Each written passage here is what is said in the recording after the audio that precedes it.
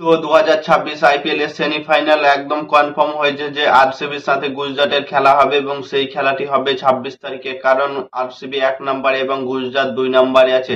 সেই অনুযায়ী আরসিবির সাথে গুজরাটের খেলা হবে, মানে 1 নম্বরের সাথে 2 নম্বরের এবং 3 নম্বরের সাথে 4 নম্বরে, এই অনুযায়ী ম্যাচ খেলানো হয়। তো 2026 আইপিএল এর সেমিফাইনাল 26 তারিখ তোমাদের আরসিবি এবং গুজরাটের মধ্যে খেলা হবে। তো এই দুটো দলের মধ্যে কোন দল কোয়ালিফাই থেকে ফাইনালে যেতে পারে প্রথমে, সেটা আজকের ভিডিওতে আলোচনা করব এবং কোন দলের স্কোর কোন দলের উপর একটু বেশি ভারী তাই নিয়ে আজকের ভিডিওতে আলোচনা করব। প্রথমে বলি আরসিবির কথা। আরসিবি এসআরএইচ এর সাথে আগের ম্যাচটি হেরে গিয়েছে, কারণ আরসিবির বোলিং লাইন আপ এত জঘন্য হয়েছে কিছু বলার নেই। আরসিবির প্রত্যেকটা বলার 550 এর স্কোর করে দিয়েছিল তাদের ব্যাটিংকে। এবং মানে ভাবো, ভুবনেশ্বর কুমারকে মেরেছিল 55 রান, হ্যাজেলউডকে মেরেছিল 51 রান। হ্যাজেলউডের 1 ওভারে 27 রান নিয়েছিল, মানে ভাবো হ্যাজেলউডের এবং রাশিকদারকে মেরেছিল 53 রান। মানে প্রত্যেকটা বলারকে 50-এর উপরে রান নিয়েছিল এবং তাদের প্রত্যেকটা বলারের ইকোনমি ছিল 12 থেকে 13-র ওপরে। মানে ভাবো হায়দ্রাবাদ কি হিসাবে মেরেছিল আরসিবির বোলিং লাইন আপে। কিন্তু ওটা যা হয়েছে হয়েছে, এখন ফোকাস হচ্ছে আরসিবির গুজরাটকে হারাতে। আরসিবির গুজরাটকে হারাতে গেলে আরসিবির একটু স্ট্রং টিম লাগবে। আরসিবির ফিল্ড স্টলকে দরকার। আরসিবির যদি ফিল্ড স্টল না থাকে তাহলে আরসিবি দল একদম অচল হয়ে যাচ্ছে। পাওয়ার প্লের মধ্যে রান না করতে পারলে কোনো দলই জিততে পারবে না। কিন্তু ভেঙ্কটেশ আয়ার সেদিন নেমে খুব সুন্দর একটা ঝোড়ো ইনিংস খেলতে শুরু করে দিয়েছিল, যেহেতু সে আউট পড়ে গিয়েছিল। সে 18 বলে 44 রানের একটা ঝোড়ো ইনিংস খেলেছিল, বাকি কোনো প্লেয়ার খেলতে পারেনি।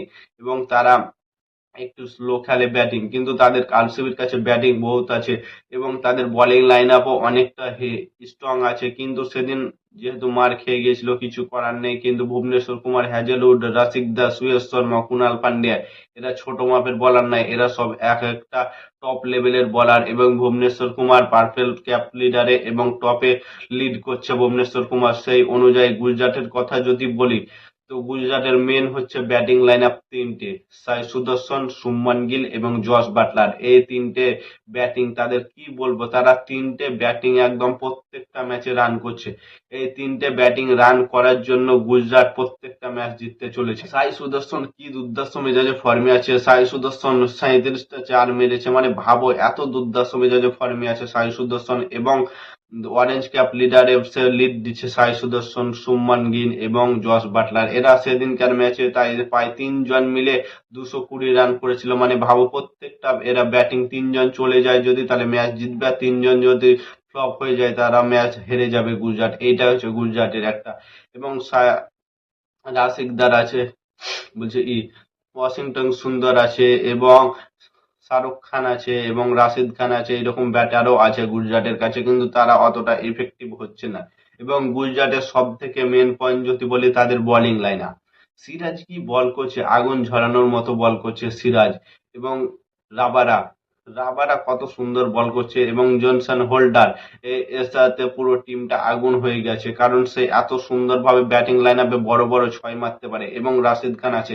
রাশিদ খান এবার 2026 আইপিএলে একটু এক্সপেন্সিভ হয়ে গেছে, কিন্তু রাশিদ খান অনেক বড় মাপের প্লেয়ার। সিরাজের মতো, সিরাজ, রাশিদ খান এবং আশিদ কৃষ্ণার মতো বলার থাকে যে টিমে, সে টিম কিভাবে হারতে পারে। গুজরাট বোলিং লাইন আপ এবং টপ থ্রির দমে তারা ম্যাচ জিতে দেখাচ্ছে গুজরাট। এবং বাকি মিডিল অর্ডারের ব্যাটিং গুলো সেই হিসাবে ইফেক্টিভ করতে পারেনি গুজরাটের। তো আমার মনে হয় আরসিবি অথবা গুজরাটের ম্যাচে যদি গুজরাট প্রথমে ব্যাট পেয়ে যায়, তো আরসিবি ম্যাচ সেখানে হেরে যাবে, কারণ গুজরাটের কাছে যে বোলিং লাইন আপ আছে তারা কোনোদিনই চেঞ্জ করতে দিবে না রান।